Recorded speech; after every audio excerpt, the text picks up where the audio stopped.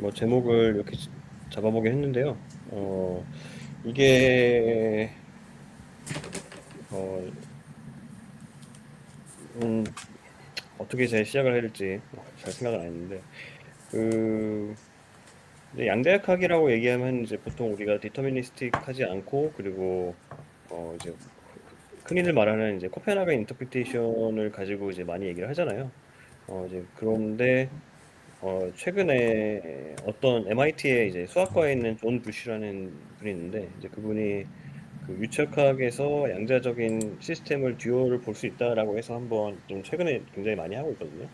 그래서 실제로는 이제 학회에서는 그렇게 막 어, 주목은 받긴 하지만 그렇게 막 시리어스하게 받아들여지지는 않고 있어요. 근데 제가 봐도 뭐 그렇긴 한데 좀 이제 그걸 통해서 생각해 볼 거리가 좀 있는 것 같아가지고 좀 가져왔고요.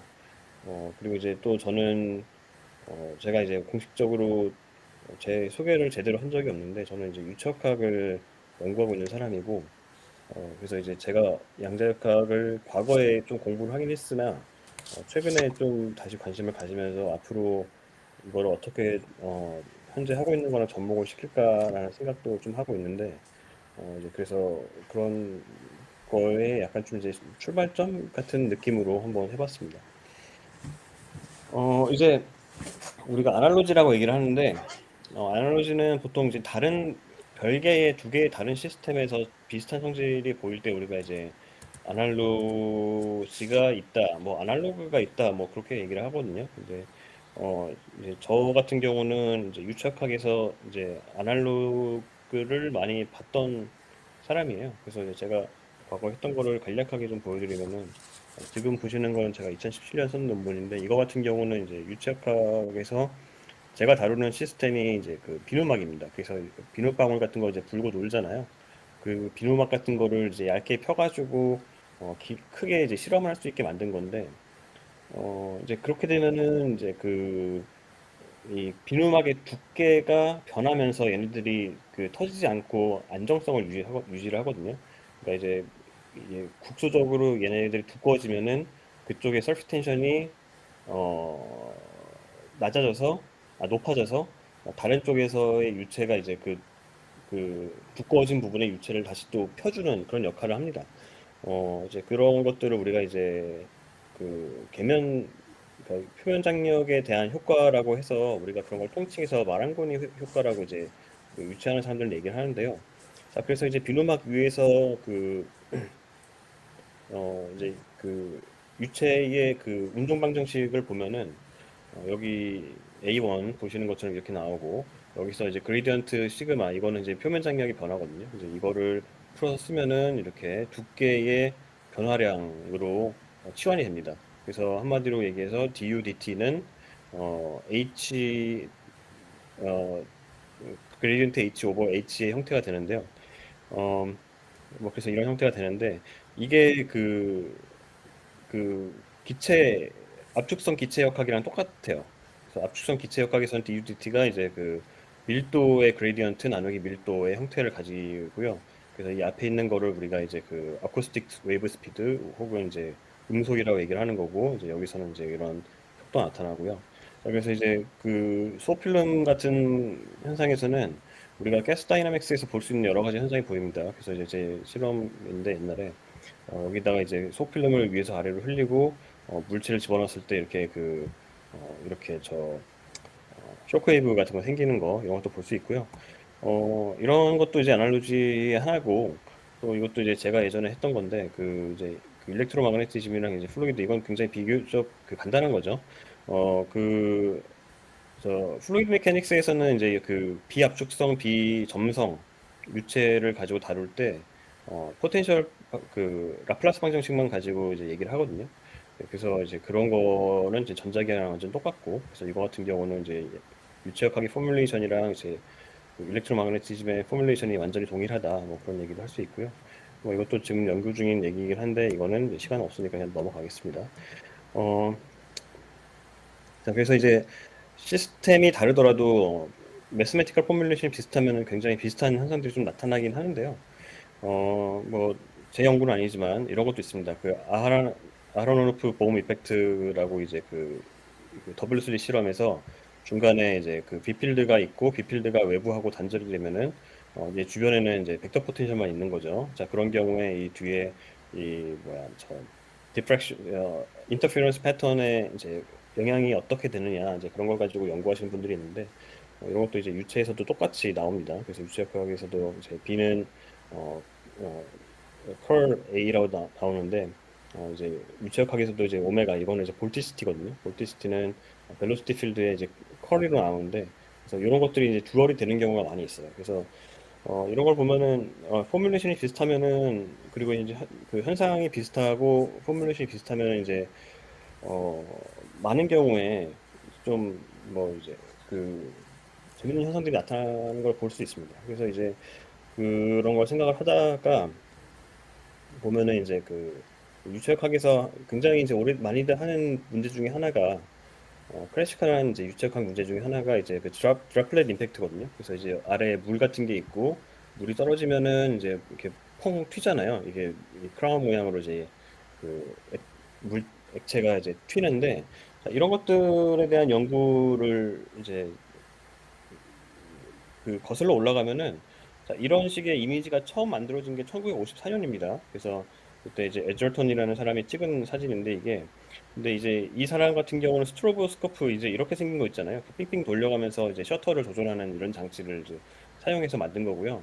근데 이렇게 이제 스트로보스코프를 만들어서 찰나의 사진을 찍는 게 사실은 이제 어렵기 때문에 이런 연구들이 굉장히 더디게 진행이 됐어요. 생각보다. 우리가 이제 유체역학이라는 시스템이 거시적이고 그리고 이제 디터미니스틱하기 때문에 누구나 다 알고 있을 거라 생각하지만 실제로 이런 것들이 이루어진 지가 1954년 이후고요. 자, 그리고 이제 고속 카메라의 발전으로 이제 이런 것들이 스트로보스코프를 대신하게 되는데 이 고속 카메라의 발전도 굉장히 늦습니다. 자, 그래서 2000년대쯤에는 이제 그 100 바이 100 해상도에 1000 바이 1000 해상도에서 1000 프레임 퍼 세컨드를 볼 수 있는 고속 카메라가 한 5만 불 정도 있는데 이거 대학 연구실에서 사기는 굉장히 부담되는 돈이죠. 한 20년이 지난 다음에 요즘에는 속도가 한 10배 정도 빨라졌습니다. 뭐 요즘 같은 경우는 이제 50만 불, 뭐 거의 한 5억 정도를 주면은 1 메가 프레임 퍼 세컨드까지 찍을 수 있는 이제 카메라들을 살 수는 있긴 하지만 여전히 5만 불이나 50만 불이나 이제 대학 연구소에서 사기에는 부담되는 돈이고 그래서 이제 이런 것들에 대한 연구가 생각보다 더디게 일어났습니다. 자, 그래서 2005년에 이제 프랑스의 쿠더라는 이제 제가 프랑스어를 읽는 법을 몰라가지고 영어식으로 읽으면 이제 쿠더인데 자, 이 사람이 이제 이런 현상을 발견했어요. 자, 이제 그 드랍플렛을 위에서 아래로 하면은 이게 앞서서 보신 사진처럼 이렇게 풍 튀고 이 위에 있는 드랍플렛은 아래로 딱 합쳐지잖아요. 보통은 일반적으로 자, 합쳐지는데 이 사람 같은 경우는 좀 특이한 짓을 했어요. 그래서 이 아래 이제 유체를 진동을 시켜줍니다. 그래서 위아래로 진동을 시켜주면은 이 진동하는 거하고 이 드랍플렛이 서로 인터랙션을 하면서 이 코알레센스 이제 얘네 둘이 합쳐지는 게 늦어지는 거를 발견을 했어요. 어 그러니까 얘가 이제 그 플루이드 베스가 내려가면서 어, 이 드랍플렛이 충돌을 하면은 얘네들의 상대 속도가 적어지니까 살포시 올려지게 되고 그 상태에서 다시 이 베스가 위로 올라오면서 얘를 위로 튕겨주는 거죠. 그래서 이 그 드랍플렛이 바로 아래에 있는 물이랑 합쳐지지가 않고 바운싱 이게 통통통통통통 계속 튀고 있는 현상을 발견합니다. 자, 그게 2005년이에요. 사실 이런 것들을 연구를 하려면 사실은 1000 프레임 퍼 세컨드보다 더 빠른 카메라가 필요하거든요. 그래서 한 이런 거는 한 5000에서 한 10,000 프레임 퍼 세컨드 정도가 되는 카메라들이 필요하기 때문에 사실은 2005년이면은 굉장히 최신 기술을 이용해서 발견한 현상이 되겠습니다. 자, 그 다음에 이 사람들이 그 조금 더 이제 실험을 했더니 자, 이런 현상이 발견됐습니다. 방금처럼 똑같이 아래에는 플루이드 베스를 놓고요. 그 진동을 시키고 있고 그 위에 드랍플렛을 처음에는 하나만 올려놓으니까 이제 하나는 통통통통 튀기만 했는데 이거를 두 개를 놨더니 두 개가 서로 오비팅을 하는 거를 발견했어요. 자, 그러니까 이거 같은 경우는 이런 현상을 먼저 발견을 했고요. 그래서 이거를 우리가 지금 좀 안 써놨는데 네이처에 적었습니다. 페이퍼를. 그 다음에 네. 그래서 이제 그 다음에 이 쿠더라는 분은 이제 프랑스에서 이제 많이 하신 분이고, 자 이제 이런 것들을 이제 그 MIT에 존 부시라는 분이 있는데 이제 이분이 이제 재밌는 걸 발견하면서 이제 쿠더하고 같이 이제 코어를 시작하면서 여러 가지가 나옵니다.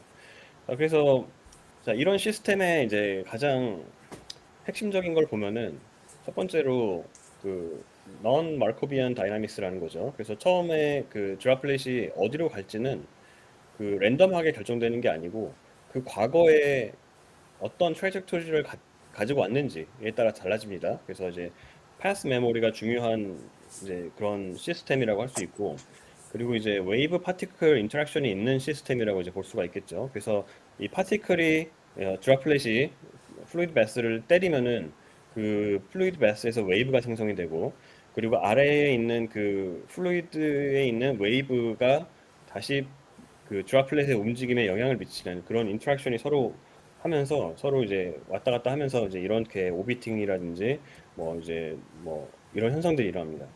자, 그래서 이제 이 존 부시라는 분이 여러 가지 실험을 합니다. 그래서 어, 존 부시라는 분이 여러 가지 실험을 하는데 결국은 이 슬라이드는 제가 나중에 다시 보여드릴게요.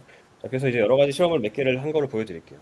자, 이건 2009년에 쿠더 그룹에서 이제 실험을 한 건데, 자, 이거 같은 경우는 이제 유체에다가 그 유체 수조를 만들어 놓고 아래에 진동하는 건 똑같아요. 똑같은데 그 일부분에 그 수조의 높이를 좀 바꿔줬습니다. 여기 보면은 여기 선 이게 보이시죠? 자, 요 선을 따라서 그 이제 배리어를 넣은 거예요. 물 속에. 자, 이렇게 물 속에 두께는 2고 그리고 높이는 1 마이너스 H1, H0 마이너스 H1 요만큼의 물체를 넣어서 이 물의 깊이를 좀 바꿔줬습니다. H0가 보통의 물의 깊이고 그리고 요 배리어에 해당하는 부분의 물의 깊이는 H1이 되게 이렇게 바꿔놓고요. 자, 그 다음에 이제 그 똑같은 실험을 하는 거예요. 그래서 아래서 이제 플루이드 베스는 계속 진동을 시키고 그 위에서 드랍렛을 떨어뜨려서 얘네들이 어떻게 움직이를 봤습니다. 자, 이제 과거 스터디에서 이 사람들이 특정한 깊이가 있고 특정한 프리퀀시가 돼야 얘네들이 드랍렛이 서로 움직인다는 거를 이제 알아냈어요. 그래서 특정한 깊이가 안 되면은 얘네들이 그 구역을 지나갈 수 없다는 거를 이미 알고 있었습니다. 자, 그런데 실제로 실험을 하니까 여기 트레젝토리에서 보이듯이 실제로는 이 배리어를 물리적으로는 넘어갈 수 없는 배리어를 드랍렛이 막 왔다 갔다 하는 거를 이제 발견을 했습니다. 자, 그래서 이제 그런 이제 확률 그 얘네들이 존재할 수 있는 확률 분포를 또 얘네들이 이제 그린 것들도 있고요. 그리고 이제 속도, 그 이 파티클의 속도에 따라서 이 벽을 넘어가는 그 이제 뭐 고전적이라고 하면 좀 이상하지만 우리가 알고 있는 상식으로는 넘어가면 안 되는 그런 벽을 넘어가는 어, 확률을 이제 사람들이 또 측정을 해가지고 이렇게 재놨습니다. 그래서 이제 모멘텀이 클수록 터널링의 그 확률이 커진다. 자, 이런 식으로 이제 이 사람들이 아규멘트를 했고요. 그래서 이런 거를 이제 그 하이드로다이나믹 퀀텀 아날로지에서 이제 터널링에 해당하는 예 중에 하나라고 이제 얘기를 했고요.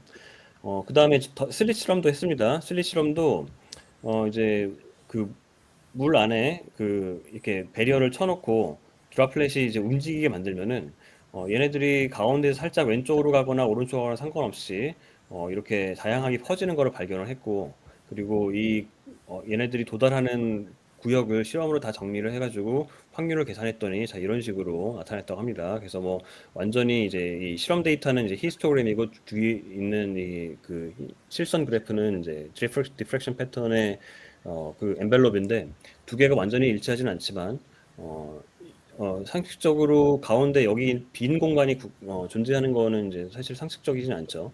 그래서 이런 것들이 이제 디프랙션의 예시다. 혹은 이제 이 더블 슬릿 같은 경우도 비슷하게 우리가 시뮬레이션 할 수 있다라는 거를 이제 이 사람들이 또 2017년에 페이퍼를 씁니다. 아직 FM이라고 Journal of Fluid Mechanics라고 하는데 이거는 이제 유체역학에서는 거의 이제 제일 잘 나가는 저널이고요. 그 다음에 이제 똑같은 그룹입니다. 에디 쿠더 그룹이고요. 여기서는 또 이제 레티스 스트럭처가 가능하다는 거를 이제 또 보였습니다. 자, 그래서 물 위에 아래는 또 이제 진동을 계속 시키고 있고, 드랍플렛을 이게 배열을 했어요. 일정한 간격을 배열을 했더니, 어, 자, 여기서 이제 두 가지가 보이는데, 하나는 위에서 아래, 그러니까 이 큰 원도, 작은 원도 둘 다 드랍플렛인데, 얘네들이 서로 지금 움직이는 방향이 달라요. 그래서 페이지가 다르다고 이제 얘기를 하고요. 페이지가 다른 그러니까 하나는 위로 올라갈 때 다른 하나는 이제 아래로 내려가는 이런 식으로 이제 움직이는 애들인데, 자, 이런 것들이 이렇게 격자 구조를 가지고 배열이 되는 거를 관찰을 했고요. 프리퀀시나 이제 뭐 여러 가지 이제 실험 조건에 따라서 이렇게 달라지는 거를 볼 수가 있었고, 그리고 이제 이런 레티 스트럭처가 실제로 존재하는 거를 이 사람들이 이제 관찰을 해가지고 리포트를 합니다. 자, 이것도 이제 양자적인 그러니까 고전적이라고 우리가 생각할 수 없는 자, 그런 현상 중에 하나라고 이제 얘기를 했고요. 그다음에 이제 음, 뭐 라모 레벨 얘기도 나오는데, 자, 라모 레벨은 이제 혹시 이제 모르시는 분들이 있을까 봐 지금 좀 자세히 설명을 하는데, 자, 이제 마그네타이제이션이라는 게 있죠. 그래서 마그네틱 다이폴이 있으면은 마그네틱 다이폴 이제 M이 있잖아요. 이제 그거하고 익스터널 필드 B가 있으면은 두 개 사이에 이제 힘이 작용을 합니다. 그래서 그 M 곱하기 B가 이제 그 스테이트의 에너지가 되는 거고, 에너지의 이제 그레디언트가 힘이니까 이제 이런 식으로 우리가 이제 다이폴이랑 익스터널 필드에 따라서 이제 힘을 쓸 수가 있는데, 자, 여기서 이제 B가 만약에 유니폼 필드라서 자, 이 텀이 이제 그 없으면은 이제 네폴스가 없으니까 이제 그 어, 마그네틱 다이폴이 이제 그 힘을 받고 움직이는 건 아니고, 마그네틱 다이폴이 그 비필드를 축으로 삼아서 이제 프리세스를 하죠. 그 프리세션 움직임을 하게 되고, 그 프리세션 프리퀀시를 우리가 이제 라머 프리퀀시라고 얘기를 합니다. 어 만약에 여기서 이제 B가 이제 유니폼 필드가 아니고 넌 유니폼 필드라서 이제 힘의 방향이 생긴다. 자, 그러면은 이제 그게 이제 스턴 거락 그, 그 익스퍼리먼트로 이제 이어지는 거고요. 자, 어쨌거나 지금 이제 라모 프리퀀시를 얘기하면은, 자, 라모 프리퀀시 같은 경우는 이제 앵귤러 모멘텀이 퀀티제이션이 돼 있으면은 이제 그게 퀀타이즈 팩터가 되는 거고, 자, 이제 그런 경우에는 이제 라모 프리퀀시가 일정한 값들만 가질 수가 있는 상황이 되는데, 이제 그런 비슷한 현상을 또 이제 얘네들이 또 발견했다고 얘기를 합니다. 자, 이거 같은 경우는 2014년에 이제 발견했다고 리포트를 한 건데, 실험 장치를 보시면은 이제 수조가 있고요. 수조를 이제 위아래로 흔들어주고 있으면서 동시에 이렇게 뱅글뱅글 돌려줍니다. 다 돌려주면은 이제 드랍플렛이 원형 운동을 해요. 이렇게 돌다가 이제 큰 원을도 만들었다가 뭐 좀 만드는데, 자, 이렇게 얘네들이 만드는 원의 크기를 다 조사를 했더니 일정한 크기에서, 그러니까 특정한 크기에서 어, 정수배로만 나온다. 그래서 뭐 항상 이제 그런 건 아니지만 이제 그렇게 나올 확률이 많다라는 결론을 봐서 이 사람들이 이제 그 일종의 이제 라머 레벨에 해당하는 그런 프리퀀시가 퀀티제이션이 되는 현상이 보인다. 유추학하기서도 이제 그런 식으로 이 사람들이 포뮬레이션 합니다. 어, 그리고 마지막으로 이제 비슷한 실험인데요. 이제 지만 스플리팅 같은 경우도, 자, 지만 스플리팅 같은 경우는 이제 그 p 오비탈, 그 sp 오비탈에서 마그네틱 필드를 가해주면은 그 p 오비탈이 이제 나눠지는 현상이죠. 자, 그래서 이거 같은 경우도 이제 그 돌려주는 프리퀀시에 따라서 살짝 그 궤도가 뭐 바뀌는 현상이 보인다. 뭐 이런 식으로 얘기를 해가지고 이게 지만 스플리팅에 해당한다. 뭐 그런 식의 논문을 2012년에 이제 PR에 쓴 적이 있습니다.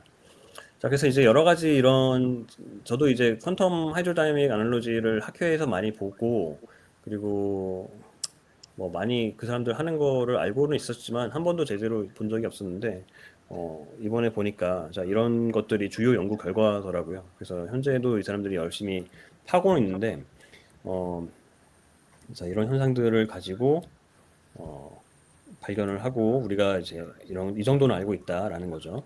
자, 그래서 이제 이거의 임플리케이션이 뭐냐면은, 일단 우리가 현재는 대부분의 이제 양자를 공부하는 사람들이 코펜하겐 인터프리테이션을 많이 생각을 하잖아요. 자, 근데 이제 그거 말고도 다른 양자역학의 해석이 있는데 그 중에 하나가 이제 히든 베리어블 띠오리가 있는데, 자, 근데 히든 베리어블도 여러 가지가 있어요. 히든 베리어블도 아인슈타인이 주장했던 히든 베리어블 플러스 로컬 띠오리가 있는데, 자, 근데 이제 JS 벨의 실험으로 로컬 띠오리가 실제로 맞지는 않는다는 거를 우리가 알고 있잖아요. 근데 이제 이 실험 같은 경우는 이 보미안 미케닉스, 보미안 픽처 같은 경우는 어, 히든 베리어블이 있다라고 생각을 하고 진행을 하지만 양자역학의 띠오리 자체는 로컬하지 않다, 넌 로컬 하는 게 맞다라고 이제 가정을 하고 이제 시작을 합니다. 자, 그래서 이거는 처음에는 드브로이가 처음에 1927년에 이제 제안을 했던 얘기래요. 그래서 이 사람들의 주장에 따르면은 모든 파티클은 웨이브 같은 존재에 의해서 옮겨진다라고 얘기를 했답니다. 자, 그래서 그런 웨이브 같은 거를 이 사람들이 파일럿 웨이브 혹은 캐리어 웨이브라고 얘기했었는데, 마치 바다에서 보면은 물에 떠 있는 어떤 거가 조류에 의해서 파도 같은 거에 의해서 이제 움직이잖아요. 자, 그런 것처럼 이 배경에는 파일럿 웨이브라는 게 있고, 그리고 이 파일럿 웨이브는 슈레딩거 이퀘이션에 따라서 움직이고 그 위에 파티클이 얹어서 왔다 갔다 한다라고 보는 거가 이 픽처래요. 그 다음에 이제 본질적으로 하다고 보는 픽처고, 그리고 이제 로컬리티는 없고요. 이 웨이브 자체가 넌로컬하기 때문에 이제 로컬 띠오리는 아니고, 자, 그래서 이제 존 벨의 테스트에는 통과를 합니다. 그래서 이제 JS 벨의 실험에서는 이제 로컬 띠오리와 넌로컬 띠오리를 가르는 실험이기 때문에 그것 때문에 이게 이제 폴시파이가 되지는 않고요. 어쨌거나 드보이 같은 경우는 이제 코펜하겐 인터프리테이션이 나오면서 이제 이 주장을 접었다고 합니다. 대신에 보험이 나중에 이제 이 주장을 이어받아서 드보로이 이제 보험 띠오리라고 해서 얘기를 하는데, 이번에 보니까 이제 위키피디아에도 굉장히 자세하게 나오더라고요. 그래서 이런 거 만약에 궁금하시면 조금 더 보시면 좋을 것 같고요. 그래서 참고로 코펜하겐 인터프리테이션이 굉장히 대세이긴 하지만 이런 인터프리테이션의 문제도 사실은 결론이 나지는 않은 거고요. 결론이 날 수가 없죠. 이런 거는. 그래서 이제 언제까지나 계속 이어질 거고, 그래서 이 사람들 같은 경우는 이제 디터미니스틱을 따르기 때문에 웨이브 컬랩스 같은 이제 문제는 없다고는 합니다. 그리고 메저먼트에 대한 문제가 없기 때문에 뭐 이제 어쩌고 얘기를 하는데, 사실 이제 예측력의 측면에서 그게 중요한 건 아니죠. 어쨌거나 이걸 통해서 제가 이제 생각해 볼 만한 문제는 뭐냐면은 양자역학이라는 거가 있는데, 양자역학의 가장 에센스가 뭘까? 사람들이 이제 웨이브 파티클 듀얼리티라 얘기하는데, 근데 웨이브 파티클 듀얼리티는 이렇게 보면 볼수록 굳이 양자 시스템이 아니고 고전적인 시스템에서도 충분히 보일 수가 있는 거고, 어, 자, 그리고 여기서 이제 슬릿 실험 같은 경우, 제가 봤을 때는, 자, 요거 같은 경우는 사실은, 그, 제가 봤을 때는 리니어리티, 그러니까 비선형성의 발현이거든요. 그래서 초기 값이 조금 달라지면 이제 예측이 불가능해지는 이제 그런 non-linearity의 성질로 보이는데, 어, 이제 양자역학을 하시는 분들은 이제 이런 것들을 구분하려고 그러죠. 이 디터미니스틱한 픽처에서는 true randomness가 아니다라고 얘기하고, 그리고 이제 양자역학에서는 true randomness라고 얘기하는데, 이제 그런 것들이 어떻게 굳이 구분이 되는지 그런 것도 우리가 좀 생각해 볼 문제인 것 같고, 보통 양자화라는 거는 공간의 제약으로부터 생긴다고 보는 게 맞는 것 같은데요. 예를 들면은 이제 양자수라는 게 있잖아요. 주양자수, 각양자수 뭐 그런 게 있는데, 어, 슈리딩거 방정식을 팔로우를 하다 보면은 그, 각양자수 LM은 이 시메트리에서 나오잖아요. 그래서 얘네들이 한 바퀴 돌렸을 때 똑같아야 되기 때문에 얘네들이 정수비로 정수가 양자수가 나올 수밖에 없고, 자, 그러면은 슈레딩거 방정식에서 양자수가 두 개가 나오면은 주양자수가 나올 수밖에 없죠. 자, 그래서 이제 이런 것들이 그 공간적인 대칭성에서 튀어나오는데 여기서도 보면은 이제 이렇게 그 레티스 스트럭처나 이런 공간적인 제약이 생기는 거가 고전적인 시스템에도 보이는데 이런 것들을 우리가 어떻게 생각을 해야 되는지 좀 이제 생각을 해볼 필요는 있지 않을까라는 생각이 들었습니다. 어, 그래서 그 이제 수학적인 포뮬레이션이 비슷하다는 것이 물리적인 시스템이 실제로 비슷하다는 거랑 어떤 의미가 있는지 사실 저는 이 파트에 대해서는 완전히 이제 이해를 하진 못했는데 사실은 이제 2017년 전에 이 제가 퀀텀 하이드로다이내믹 에너지를 처음에 들었을 때는 말도 안 된다고 생각을 했었어요. 그래서 양자 시스템은 트루 랜덤리스가 있고 그리고 뭐 디터미니스틱하지 않고 그런 생각을 했기 때문에 그 뭐 매스메티컬 포메이션이 비슷하다나 아니면은 뭐 기본적인 몇 가지 실험이 비슷하게 나온다고 해서 이게 정말로 에너지가 있는 시스템이라고 볼 수는 없지 않을까라고 생각했었는데 2017년에 제가 그 생각을 바꾸게 된 계기가 이제 그 중력파 실험이에요. 그 중력파가 먼 거리에서도 검출이 되는 걸 보면서 매스메티컬 포뮬레이션이 비슷하다는 거가 좀 뭔가 임플리케이션이 있지 않을까 그래서 얘기를 그런 생각을 좀 했습니다. 그래서 마지막으로 사실은 저는 이제 이 사람들이 왜 어, 이 퀀텀 다이나믹 애널로지를 이 프랑스하고 미국 MIT 그룹이 굉장히 이제 열심히 협력적으로 열심히 연구를 하는데 이 사람들도 아마도 이걸 하고 싶을 거예요. 인탱글먼트를 구현을 해볼 수 있나? 그래서 이거가 사실 저는 이제 이걸 통해서 이런 게 가능한지가 저는 궁금한 거고 그래서 이런 것들을 좀 찾아봤습니다. 자, 그래서 뭐 제가 준비한 내용은 이 정도고요. 혹시 뭐 질문하실 거 있으면 질문 좀 얘기해도 될 것 같습니다. 네, 그 일단은 그 궁금한 게 있는데 네네. 그 슬릿 실험에서 그러면 혹시 그 슬릿 실험도 그 관찰하냐 안 하냐에 따라 다르잖아요. 양자역학이 되면 그렇죠. 네. 그런 실험이 있었나요?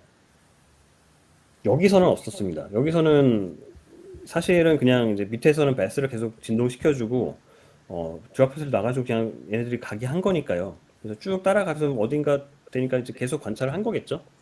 그래서 이거는 사실은 그렇게 보이진 않는데 근데 이제 사실은 그렇게 말씀하시는 것도 이제 한쪽에 관찰을 하면은 이제 외부가 콜랩스가 되기 때문에 얘기를 한다는 것도 이제 코펜하겐 인터프리테이션과 그냥 다른 거죠. 그래서 그게 실제로 우리가 전자나 이제 포톤이 지나가는 거를 우리가 어, 옆에서 목도를 실제로 하고 있는 건 아니기 때문에 이게 정확히 외부가 콜랩스가 돼서 한쪽으로 가는 거를 우리가 관찰했을 때 이제 이런 성질이 없어지는 건지 아니면은 정말로 뭐 이 사람들이 주장하는 것처럼 히든 베리어블이 있어서 그거에 의한 뭔가가 일어나는 건지 이제 그거는 사실은 해석의 문제긴 하죠. 저는 이게 조금 그 갭이 있는 지점이 있는 게 네네. 다이내믹스가 어쨌든 결국에는 파동의 성질을 보는 거 아닌가 하는데 매질이 고전적인 거다 이런 생각 약간 충돌이 있는 것 같거든요. 네네. 맞습니다. 예. 그거에 대해서는 좀 어떻게 이 관점이 어때요? 그러니까 사실은 이제 양자역학을 굉장히 많이 공부하신 분들은 그런 거에 대해서 스kép티컬하죠. 이게 뭐 고전적인 시스템에서 우리가 흔히 양자적인 성질로 얘기하는 것 중에 가장 중요한 거는 이제 그 uncertainty principle이잖아요. 그래서 uncertainty principle에 해당하는 내용을 어, 정확히 구현할 수 있느냐라고 하면은 이런 실험으로는 사실 잘 모르겠는 거고 자, 그러면은 이제 우리가 양자역학의 성질이라고 얘기하는 것 중에서 불확정성 원리, 그 다음에 뭐 웨이브 파티클 듀얼리티 뭐 여러 가지 얘기하는데 그럼 그 중에서 가장 양자 시스템의 가장 핵심적인 게 뭐냐라고 얘기를 하면은 아마도 뭐 웨이브 파티클 듀얼리티는 아닐 수도 있다. 뭐 그런 적인 생각이 드는 거죠, 저는.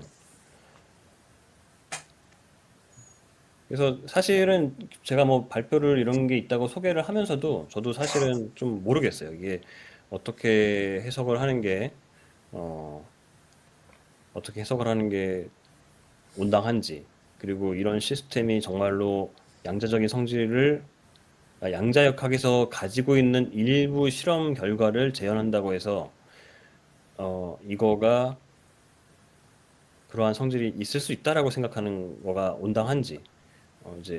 이제 일부는 맞겠죠. 일부는 이제 웨이브 파티클 듀얼리티 같은 경우는 우리가 생각하는 것만큼 양자역학만의 그런 성질은 아닐 수도 있다. 뭐 그런 얘기가 될 것 같습니다. 예. 저 두 가지 더 궁금한 게 있는데, 네네. 아까 그 터널링 있잖아요. 네. 그게 이게 실제 그 어떤 파티클이 터널링 한 거예요? 그러니까 드랍플렛이 그냥 둥둥둥둥 떠다니는데 이게 이제 이 사람들이 실험을 여러 번 했더니 그 이제 그 앰플리튜드가 있고 프리퀀시가 있고 그 물의 깊이가 있을 거잖아요. 이제 그런 조건이 다 맞아야 얘네들이 그 드랍플렛이 물이랑 합쳐지지 않고 계속 존재할 수가 있는데 이제 이 가운데 이 배리어를 쳐놓은 부분은 이제 그 조건을 만족하지 않는 부분이죠. 그래서 이 지점만 가면은 드랍플렛이 존재하지 못해야 되는 그런 포텐셜을 가지고 있는 상황인데 이게 실제로는 그렇지 않더라라는 얘기를 하는 거예요. 드라플렛이 어떻게 이게 안 합쳐지겠어요? 실제로 실험을 하면 저도 저희 실험실에서도 한번 해봤는데요. 몇 초 정도는 충분히 되더라고요. 근데 이 사람들은 진짜 뭐 거의 퍼페츄얼하게 그냥 그 합쳐지지 않고 계속 진동하게 만들 수 있다 그러는데 이게 프리퀀시하고 뭐 크기 같은 거 잘 맞춰놓으면은 딱 그렇게 합쳐지지 않고 계속 둥둥둥둥둥둥둥 뛰어놓는 그런 지점이 아, 있더라고요. 음, 진짜 신기하네. 예, 이런 현상이 있긴 있습니다. 굉장히 제가 좁은 세상에 살고 있구나 이런 생각이 드는 논문이었는데요. 그 하나 더 있는 거는 네네. 그 메티스 있잖아요. 네네. 저는 이게 저 사실 되게 충격받았거든요. 이거 개인적으로 느낀 게 나중에 양자 컴퓨터가 2D 어레이 구조로 가게 되면 아마 이런 형태의 그 필드가 서로 떨고 있지 않을까 그런 생각을 하면서 좀 봤거든요.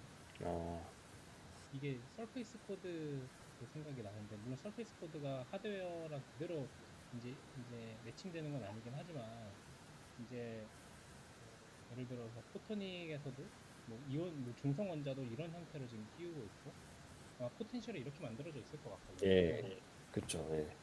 이온 트랩도 지금 1D여서 그렇지 2D로 가면은 비슷할 것 같고 뭐 표준도는 좀 멀리 떨어져 있으니까 좀 다르겠지만 뭐 실리콘 양면점이나 이런 것들은 이런 유사한 그 필드 그레디언트를 가질 것 같거든요. 그래서 뭔가 이쪽 분야에 대한 어떤 노테이션이나 그런 포뮬러들을 많이 아는 건 정말 그 연구할 때 도움이 많이 될 것 같다는 생각이 들었어요. 그 저는 이건 사실은 저는 이제 이제 고전적인 관점에서 보면은 이거는 그 프리퀀시 락킹처럼 보이거든요. 저는 그 비선형 현상을 보다 보면은 그 프리퀀시 두 개가 시스템에서 컴피트를 어, 하다 보면은 한쪽이 이기는 경우가 많습니다. 그래서 원래는 뭐 예를 들면은 요런 실험에서도 마찬가지지만 자, 여기 보면은 이제 그 타임 스케일이 두 개가 있잖아요. 그래서 하나는 이 진동하는 타임 스케일이 있고 그리고 이제 그 드랍렛이 이 자연스럽게 바운싱하는 내추럴 프리퀀시가 있을 거고 이 돌아가는 프리퀀시가 하나 있잖아요. 자, 그래서 이렇게 시스템에 작용하는 이제 타임 스케일이 여러 개가 있을 때는 이게 하나의 변수를 바꿨을 때 리스폰스가 리니어하게 일어나지 않고 스텝 펑션처럼 일어나는 현상이 있습니다. 그래서 그거를 고전역학 책을 보면은 데빌 스테어케이스라고 얘기를 하잖아요. 그래서 이제 그 뭐 이런 예들이 뭐 이제 사인 서클 맵이라든지 이제 그런 뭐 몇 가지 예들이 있는데 그래서 저는 그런 것처럼 보이긴 하거든요. 이것도 이제 이 드랍렛 간의 어, 이 페이즈라는 게 있고 그리고 이제 드랍렛이 딱 자연스럽게 얘네들이 이제 바운싱 해서 이제 어, 얘네들이 이제 왔다 갔다 할 수 있는 타임 스케일이 있는 반면에 밑에서 포싱 해주는 타임 스케일이 있기 때문에 그런 경우는 어, 외부 변수가 조금 변해도 이 전체적인 스트럭처가 변하지 않고 그대로 있는 현상들이 좀 있습니다. 이제 이것뿐만 아니고요. 유체에서도 이제 볼텍스를 만드는 경우가 있는데 제가 이제 앞에서 잠깐 생략을 했는데 어, 자, 요거 같은 경우는 제가 이제 실험실에서 이제 만든 건데 이제 비누막을 위에서 아래로 흐른 다음에 이제 그 중간에 뭐 어떤 물체를 넣으면 그 밑에 이렇게 볼텍스가 생겨요. 자, 그래서 이제 이 볼텍스 같은 경우도 이제 볼텍스 프리퀀시가 있는데 이 프리퀀시 같은 경우는 이제 레이너드 수라고 그러죠. 이제 그 이 물체의 크기하고 이제 유체의 속도하고 점성의 크기에 따라서 달라지는 변수가 되는데 자, 그러면 이제 이 자연스러운 상태에서 이 뒤에 이 볼텍스가 생기는 프리퀀시가 하나의 타임 스케일이 되고 그 다음에 이 주변 만약에 이 물체를 이 안에서 움직여준다라고 하면은 그 두 번째 타임 스케일이 또 생기잖아요.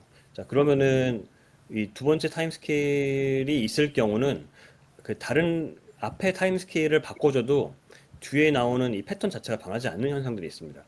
그래서 이제 그런 것들도 사실은 비선형성의 하나의 특징이죠. 그래서 이거를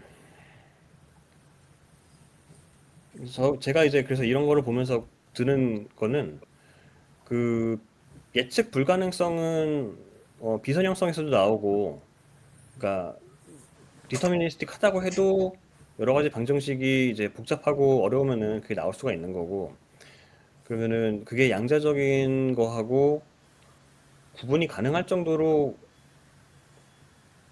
충분히 랜덤한가? 지난번에 제가 논문 소개시켜드린 것도 이제 그런 맥락이긴 한데, 예, 그런 쪽으로 좀 생각을 저도 좀 하고 싶은데 아직 생각이 완결되진 않았습니다. 네, 말씀 감사합니다. 네, 혹시 또 다른 분들 질문 있으신가요?